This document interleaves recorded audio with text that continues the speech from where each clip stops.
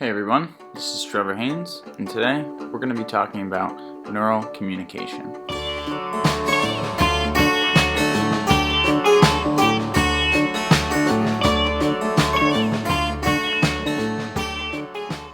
Alright, grab your lunchbox because we're going back to first grade. This is Spike. Spike belongs to a special group of teeny tiny cells called neurons living inside your body. Spike is so small that scientists have to use a fancy microscope just to see what he is up to. Even though you can't see him, scientists have found that there are as many neurons like Spike in your body as there are stars in the sky. Spike and his friends are all floating around inside your brain, right now. Working together, they help your brain turn your thoughts into action. When you want to color in a picture, they help your hand to pick up the marker and draw. But Spike and his friends can't use their mouths to tell your hand to pick up the marker, so instead they send messages through their long, skinny arms called axons. It's a lot like tickling your friends. Instead of telling them a funny joke to make them laugh, you use your fingers to tickle them into laughing. Once Spike's neighbor starts laughing, he wants to spread the fun, so he's going to tickle his neighbor, and on the tickling goes like a big game of tickle telephone. Eventually, Spike's tickle reaches the neurons living in your hand, and when they get tickled, they move your hands and fingers to pick up that marker and start drawing. Neurons like Spike love to tickle their neighbors, and they're doing it all the time, even though you don't notice. All this tickling is how your brain communicates with your body, helping you draw pictures, tell your friends a funny joke, and even helping you fall asleep at night. Your brain is the most important part of your body, so make sure to take extra good care of it and keep Spike and his friends happy.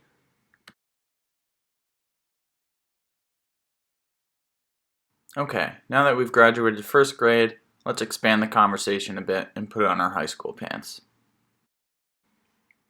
The human nervous system is one of the most complex systems known to man.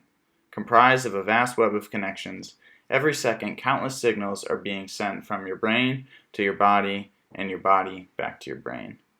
These signals are how your brain perceives sensory information like sound, touch, and vision, and how it stores memories as you learn, and how it coordinates your body's movement throughout the world. It's like a biological supercomputer. The fundamental unit of your nervous system is a specialized cell called a neuron. Neurons are comprised of cell bodies, called somas, long arms, called axons, and shorter, finger-like extremities, called dendrites.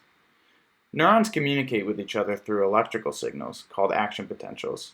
An action potential is a small electrical charge generated in the soma, sent down the axons and into the dendrites, which store chemicals called neurotransmitters. When stimulated by an action potential, the dendrites release these neurotransmitters into the area surrounding the dendrites to be picked up by other neurons.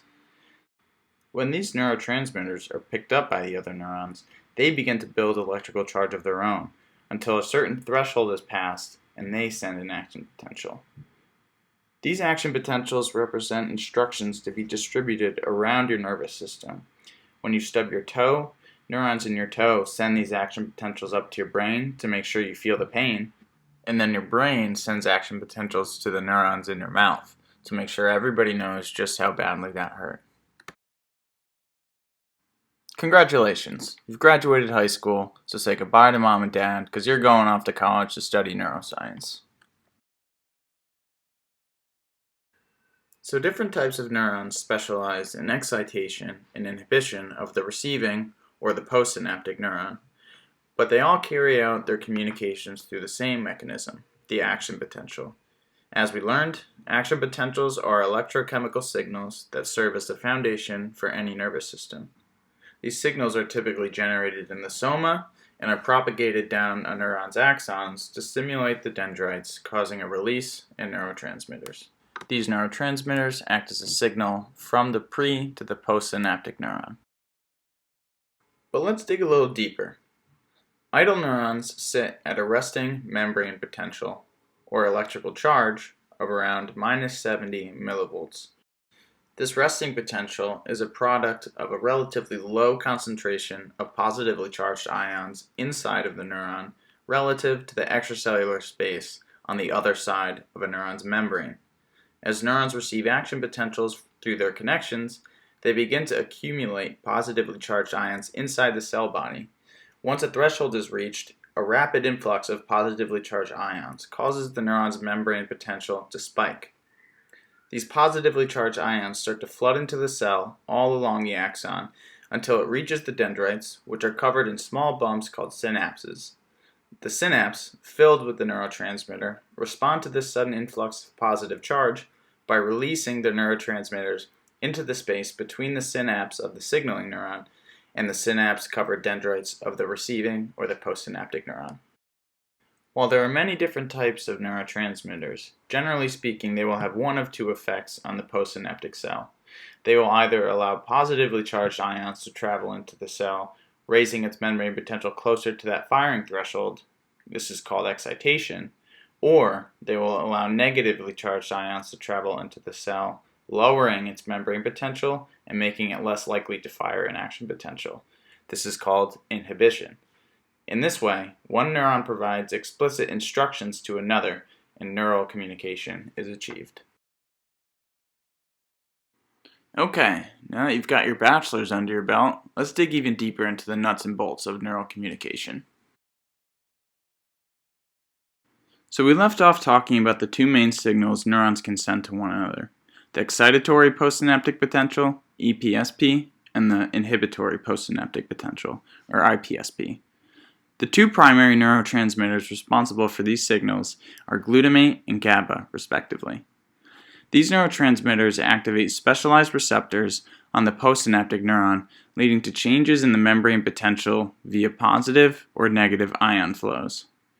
You can think of the EPSP as pressing the gas pedal on a neuron, while the IPSP as pressing the brake. Each neuron will be connected to many other neurons, sending and receiving these postsynaptic potentials virtually all of the time. Typically, a neuron will require many of the same type postsynaptic potential to accumulate before it fires or is preventing from firing an action potential itself. Neurons are able to integrate many signals simultaneously through a process called synaptic summation. At each intersection of dendrites and axons, signals received downstream are added together before making their way to the soma.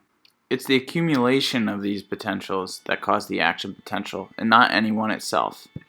In this way, one EPSP or IPSP will not change a neuron's behavior, but a sudden influx of one or the other will cause the neuron to either start or stop firing action potentials. This communication by numbers is important for maintaining a stable amount of activity across our nervous system. When a faulty neuron becomes overactive and won't stop sending action potentials, other neurons are generally unaffected. But people with epilepsy, for instance, have neurons that are much too sensitive to excitation, and given a strong enough stimulation, neurons all over the brain become active in a synchronized manner, overwhelming the brain with activity and triggering a seizure. Luckily for most of us, our neurons have evolved a highly sophisticated mode of communication that keeps the supercomputer in our heads under control. And now you know how it works, because guess what? You're an expert. Congratulations. As we learned back in high school, the human nervous system is one of the most complex systems that we're aware of. Literally everything you do, say, think, and feel is mediated by billions of neurons communicating with each other through action potentials. If you've made it this far through my videos, you can confidently say you know how the nervous system works at the most fundamental level. So go brag to your friends and make sure to take good care of your brain. Thanks for watching. This has been Neural Communication with Trevor Haynes.